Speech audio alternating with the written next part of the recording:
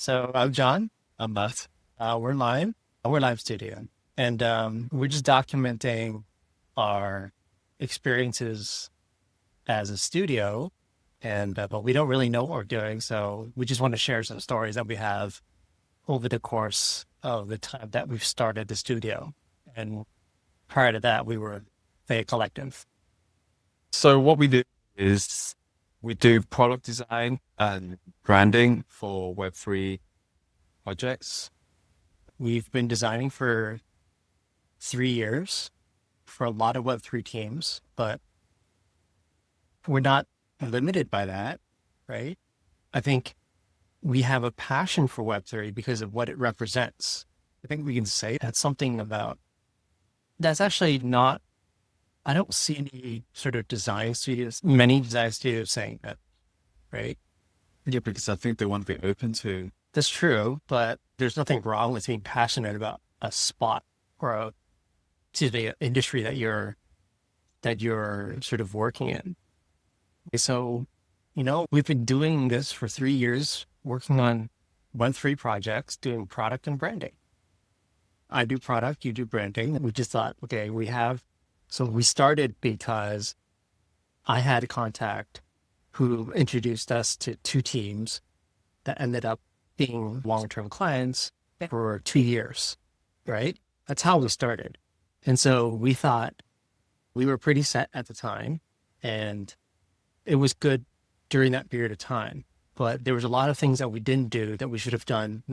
Looking back on it, we were just so focused on catering or servicing the client that we didn't do any marketing.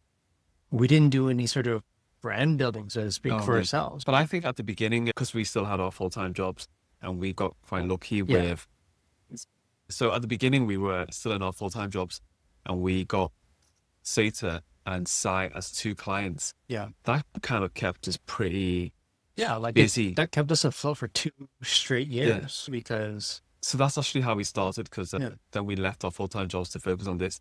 And because we had two clients that were giving us quite a lot of work, we didn't do any marketing, anything else to get new clients, which is something we figured out when they decided to hire in-house. So that's when we had to scramble for work. And yeah.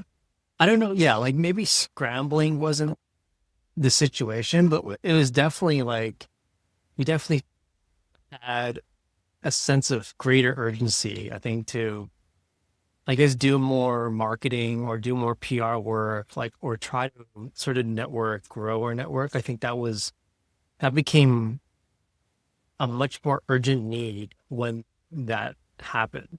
I think at the beginning, we were quite lucky because they kept referring us to people as well. Yeah. So I think they referred us to HQ. Was it HQ? I think HQ was, yeah, yeah. So I feel like at the beginning, first 2 years, we really didn't need to. We didn't need to, but we just didn't We were find it. We fortunate. didn't find Yeah. the urgency to get new clients because I think we had like three or four at some point. Yeah. But the two main ones that were paying us monthly, whilst the other ones were more kind of project-based ones.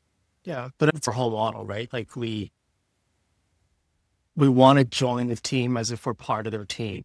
And we prefer to work on a more longer term basis. That's our whole sort of value proposition here.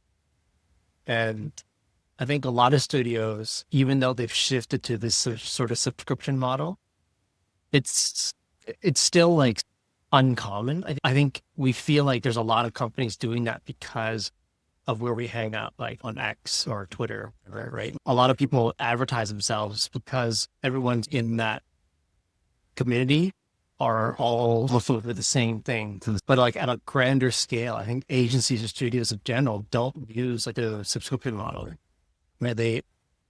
But then we also found out like some teams aren't up for a subscription model, right? Like they would want like maybe a project one off, but then that opens up a whole different can of worms because the pricing becomes complicated. And then in a sense where maybe they can't afford it, but then they think they can. And so it's a really, that I think that's still like something that we're trying to navigate. We don't know what the best solution is. And actually throughout the 3 years, we actually revised our pricing and like our model like numerous times, right? Like we did it over and over again. And we like had hours and hours of discussion on should we do this, should we do that, should we do projects, should we go back to subscription, should we like introduce multiple tiers? That was like, I don't think we, we've ever really done a project-based one because even at the beginning when we had Sata and Site, because they were paying monthly, I know we've been calling it subscription at the beginning, yeah.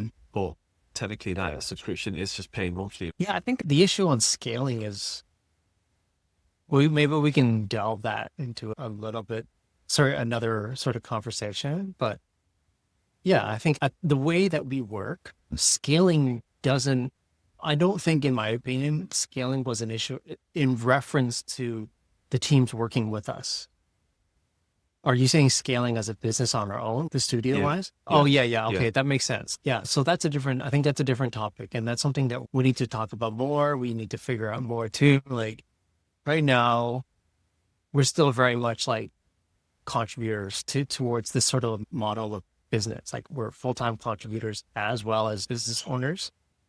You're Yeah. right. Like it doesn't scale very well, but it allows us to actually like properly represent what we're trying to accomplish. Like we're saying, we're joining your team as members. We will solve the problem you're working on with you, and not just you give us like a problem brief, and then we try to give you a solution, and then we say bye bye. We just accept the check, sort of thing. That's not how it is. So there is like subtle differences, obviously, but at some point, yeah, we do need to figure out, okay,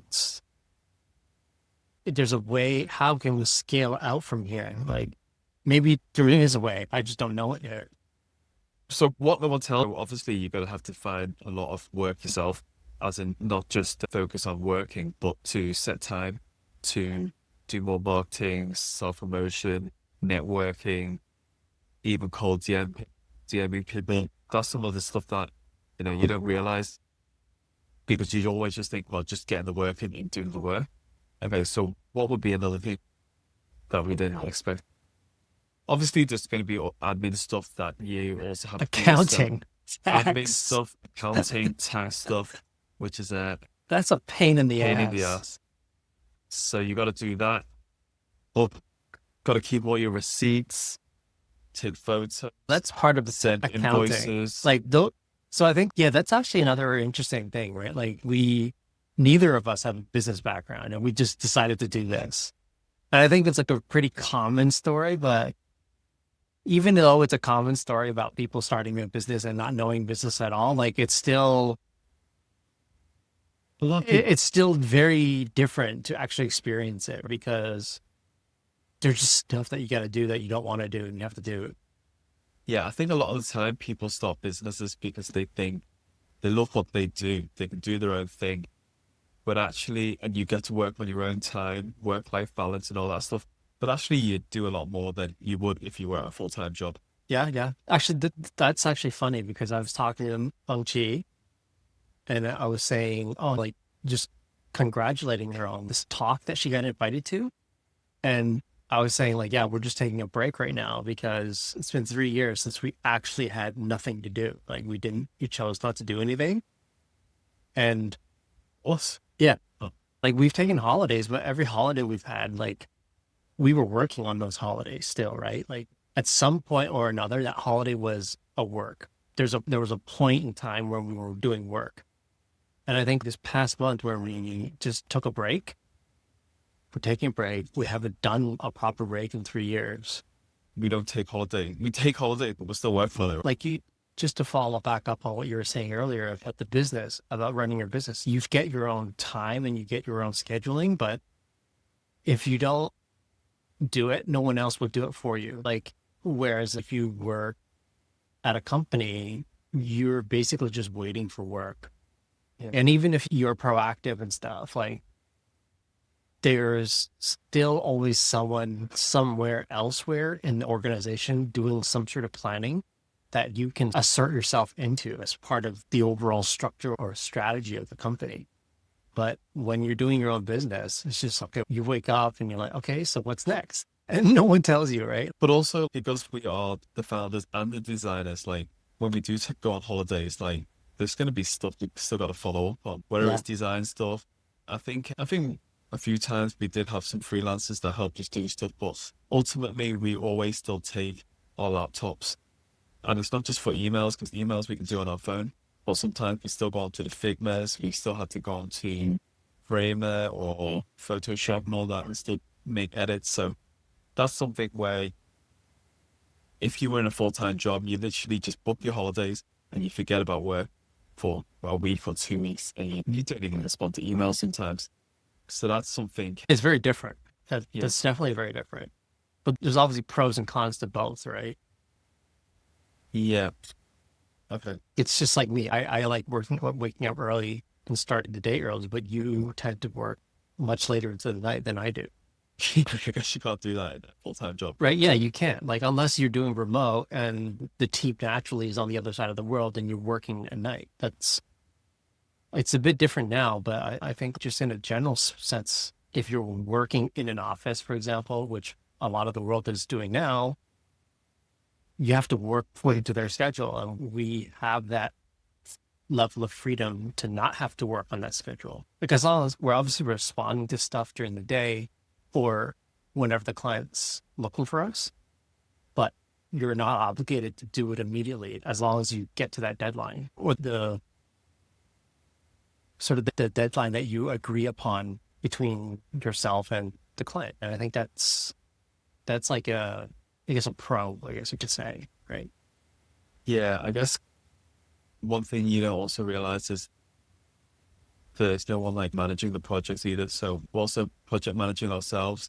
I think you don't really sometimes appreciate when you were in a full-time job and there was people internally that would follow up on the work or connecting you with the client, presenting your stuff sometimes, chasing if you need more content for the clients, XYZ. So there's a lot of that stuff you got to do there as well in terms of project management. Yeah, project manager is one thing too, but stakeholder management is just another too, Yeah. right? Like you have to keep all the expectations like honest. Like you can't just promise everything because that'll just burn you in the end. Because at least with project management or with someone in between, that person can help mitigate this conversation. But you're doing everything, like you said, like you're doing project management, you're doing stakeholders, you're doing the design, we're doing the work, and that's true when you're running your own business. And I guess you know that, but again, like I said before,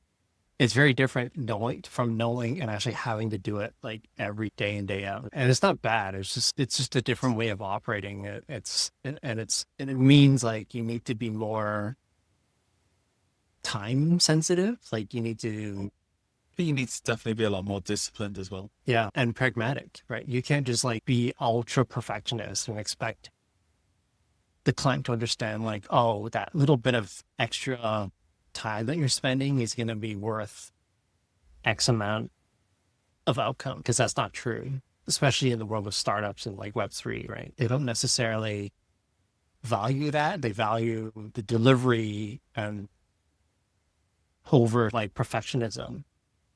We can go in the background if you guys are interested, but other than that, like our information is widely published on LinkedIn and stuff. So yeah, like we said, we don't really know what we're doing right now in terms of this channel. We're talking to the future audience. We'll be trying new things. I think he's just saying, Matt's just saying, catch you in the next video. Like, subscribe to the channel right here.